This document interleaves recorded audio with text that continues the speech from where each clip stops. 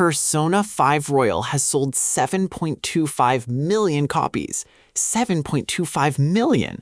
That's not spin-off numbers. That's not enhanced port numbers. That's one of the best-selling JRPGs of all time numbers. Combined with vanilla Persona 5, we're talking over 10 million copies. The series altogether, including Royal, spin-offs, and remakes, has now surpassed 23.5 million copies sold globally. This is from a 2016 game. In 2026, 9 years after its original release, people are still discovering Persona 5 Royal for the first time, still replaying it, still getting emotionally attached to characters and moments. Today, I'm breaking down why Persona 5 Royal isn't just a great game. It's a cultural phenomenon that redefined what modern JRPGs can be. Persona 5 Royal launched on PlayStation 4 in Japan on October 31st, 2019, and worldwide on March 31st, 2020. It was an enhanced remake of the 2016 original, adding a completely new third semester, new characters like Kasumi Yoshizawa and Takuto Maruki, new story arcs, quality of life improvements, and refined gameplay. The original Persona 5 was already critically acclaimed, Metacritic 95 on PS4, but Royal took that foundation and expanded it meaningfully. Over a decade later, Atlus ported Royal to literally every platform: PS5, Xbox One, Xbox Series X and S, Nintendo Switch, and Windows PC. The game sold 1.03 million copies in its first year and has been climbing ever since. By March 2025, it had reached 7.25 million copies, more than doubling its sales as it reached new platforms. The commercial success is staggering. Sega's financial reports show the Persona 5 franchise alone has become an absolute powerhouse. They're not rushing Persona 6 because Persona 5 keeps printing money. The spin-offs, the merchandise, the anime, the merchandise, it's all part of a transmedia strategy that's working spectacularly well. In 2026, if you haven't played Persona 5 Royal, you're in the minority. It's reached critical mass as a cultural touchstone. You play as Ren Amamiya, canonically named, though you can customize the name, a high school student transferred to Tokyo after being falsely accused of assaulting a corrupt politician. Living in a coffee shop called LeBlanc under the guardianship of Sojiro Sakura, Ren discovers he has the ability to summon personas, manifestations of his inner psyche that grant supernatural powers. With his best friend Ryuji Sakamoto and a mysterious cat-like creature named Morgana, Ren awakens to the existence of the metaverse, a supernatural realm born from humanity's desires, where the distorted hearts of corrupt adults manifest as palaces. The Phantom Thieves of Hearts form with a singular mission: to infiltrate these palaces, steal the treasure at their core, and force the corrupt to have a change of heart. What makes Ren special is the wildcard ability, the power to wield multiple personas and fuse them to create stronger ones. It's his greatest strength, but also ties him to ancient divine conflict revealed throughout the story. The cast is genuinely likable. Ryuji is your loyal best friend. Anne is the foreign exchange student with depth beneath her beauty. Yusuke is the talented artist with unconventional passion. Makoto is the student council president finding her own identity. Futaba is the hacker with social anxiety. Haru joins late but brings wealth and aristocratic complications. Morgana evolves from mysterious guide to beloved member. In Persona 5 Royal specifically, Kasumi Yoshizawa arrives as a gymnast who becomes Violet, the Phantom Thief. Her arc, especially in the third semester, is deeply personal, dealing with trauma, identity, and sisterhood. She's among the most popular additions to the game. The story spans a full year of high school with multiple story arcs, each targeting a different corrupt adult. Without spoiling, the narrative builds to genuinely shocking revelations about the nature of reality itself. By the third semester, the stakes become cosmic in scope. The ending is bittersweet in ways that feel earned. Persona 5 Royal's genius is the dual gameplay loop, social simulation and dungeon crawling. You live out a full year of high school where every day matters. During the day, you're a student. You attend classes, participate in activities, work part-time jobs, read books, and build relationships with confidants, other characters who become more powerful as you strengthen bonds. Social stats, knowledge, guts, proficiency, kindness, and charm unlock new dialogue options and activities. It's a complex web of time management where you literally cannot do everything in a single playthrough.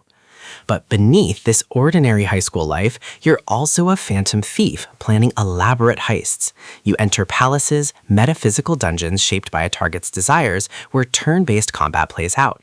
Exploit enemy weaknesses to knock them down, trigger an all-out attack for massive damage, or press for negotiation to recruit new personas. The Baton Pass system lets you chain attacks between party members for increased damage. Persona fusion is addictive. You collect hundreds of personas, each with different skills and strengths. Fusing them creates new ones. Confidant ranks boost fusion experience for matching arcana. Building an optimal persona roster becomes this engaging metagame. Royal adds new mechanics. Showtime attacks with specific party pairs deal massive stylish damage. Grappling hooks and palaces enable new traversal options. The team's dynamic feels tighter. The calendar system creates urgency. You know when story deadlines are. You know when palaces must be cleared. This creates this wonderful tension. Do you spend tonight building a relationship or preparing for the upcoming infiltration? Miss deadlines and you're in trouble. The game respects your time remarkably. Side activities feel valuable. Nothing feels like pointless grinding. Whether you're studying for exams that boost your knowledge stat, working as a maid to earn money, or playing rhythm games to increase charm, everything feeds into your progression. The Confidant system is where Persona 5 Royal's heart lies. There are 23 confidants, each representing an arcana from the tarot. As you spend time with them, you learn their stories, their struggles, their growth, their transformation. Some are party members whose combat abilities strengthen as their confidants rank up.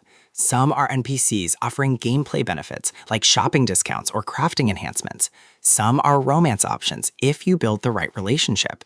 By endgame, you've woven yourself into the lives of dozens of people. What's beautiful is how thoughtfully written these arcs are. You're not just unlocking perks, you're watching characters overcome trauma, build confidence, achieve their dreams. The student who self-harms finds self-worth. The abused woman escapes her captor. The reluctant detective confronts his nature. These aren't shallow character arcs, they're complete emotional journeys. The third semester specifically adds Kasumi Sumiri's full confidant path, which builds to emotionally devastating revelations about identity and grief. Maruki's confidant uncovers the third semester's central mystery. These new confidants integrate seamlessly into the existing structure. Managing 23 confidants across a 365-day calendar creates natural replayability. You can't max everyone in one run, so you specialize. Maybe you focus on party members. Maybe you pursue every romance option. Maybe you unlock specific gameplay perks. This means multiple playthroughs feel genuinely different. Persona 5 Royal is objectively one of the most stylish games ever made. The UI design is so good that other games have copied it. Character designs are striking. Everyone has distinct silhouettes and color schemes. The fashion sense is impeccable. The metaverse designs are imaginative. A castle, a museum, a department store, an office building, a space station, each twisted into surreal manifestations. The soundtrack by Shoti Meguro is phenomenal. Combat themes have energy, exploration themes are melancholic, story moments are emotionally heavy. The opening theme, Wake Up, Get Out There, became iconic. Every track serves the moment. Voice acting is excellent. Jun Fukuyama's Japanese performance for Ren captures the quiet determination perfectly. Anderson Mobus's English performance is similarly excellent. The entire cast delivers genuine performances. The animation is fluid, character models are detailed, environments are gorgeous. On PS5 and newer consoles, the game looks modern, despite being 6+ years old at its original release. Royal's visual improvements over vanilla Persona 5 are noticeable. Colors pop more, details are cleaner, the overall presentation feels refined. Persona 5 Royal's biggest criticism is length. The game can easily reach 100+ hours to complete fully.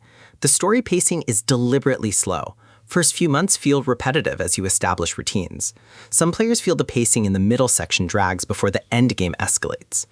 Dungeon design can feel repetitive. Each palace has unique theming, but similar structure. Navigate corridors, solve puzzles, fight enemies, reach the boss. After the third or fourth palace, this loop can feel sterile.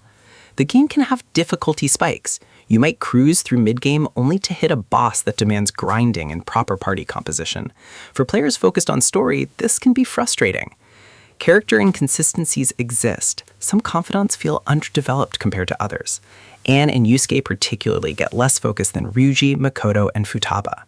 The third semester, while mechanically and story-wise excellent, requires you to max Maruki's confidant by a specific deadline. Miss it, and you lock yourself out of the content. It still's punishing for exploration-focused players. Royal adds quality of life improvements that make some of vanilla P5's frustrations obsolete, but it's still a demanding game that expects commitment from players. Is Persona 5 Royal worth playing in 2026? Absolutely, with caveats. If you love character-driven stories, intricate systems, stylish presentation, and don't mind committing 80 to 150 hours to a game, Persona 5 Royal is essential. It's one of the best JRPGs ever made. The story is compelling. The characters are memorable. The gameplay loop is addictive. The presentation is gorgeous. If you have limited time or prefer shorter experiences, Persona 5 Royal will feel like a commitment. You cannot experience everything in a casual playthrough. You will make choices that lock you out of content. That's intentional design that some find frustrating. The game costs 30 to 50 euros regularly, often on sale for less. You're getting hundreds of hours of content for that price. It's technically good value. In 2026, Persona 5 Royal has achieved something remarkable. It's become a genuine cultural touchstone. People who don't typically play JRPGs have played this. People have cried at story moments. People have felt genuine connection to confidants. The game transcends gaming. Critics called it one of the best games of all time when it released. A decade later, that assessment holds up. The gameplay is solid. The story is excellent. The characters are unforgettable. The presentation is impeccable. Yes, it's long. Yes, it has pacing issues.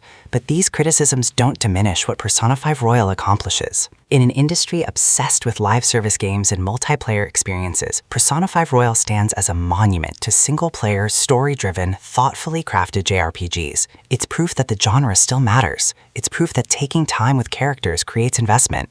It's proof that style and substance can coexist. Thanks for watching. If you've played Persona 5 Royal, let me know in the comments which confidant affected you most emotionally. Like this video if you appreciate character-driven stories, subscribe for more deep dives into games that genuinely matter, and I'll see you next time. Now, if you'll excuse me, I need to go spend time with Morgana.